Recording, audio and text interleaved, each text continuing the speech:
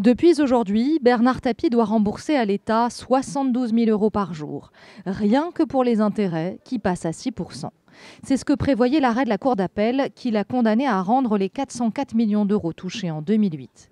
Une somme que Bernard Tapie était contraint de payer immédiatement, sinon des intérêts se mettaient à courir.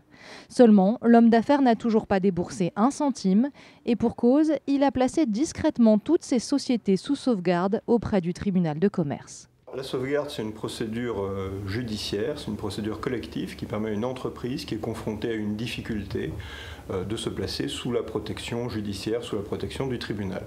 Et ça lui permet de ne pas avoir à payer immédiatement ses dettes et on va attendre pour voir comment redresser la situation de cette société. Cette décision du tribunal de commerce est incompréhensible pour ses créanciers, en l'occurrence l'État. Le tribunal de commerce a utilisé une loi, la loi sur la sauvegarde, qui est faite pour protéger les entreprises, c'est-à-dire l'activité économique, l'emploi, pour protéger en réalité les intérêts personnels de M. Tapie et ses actifs.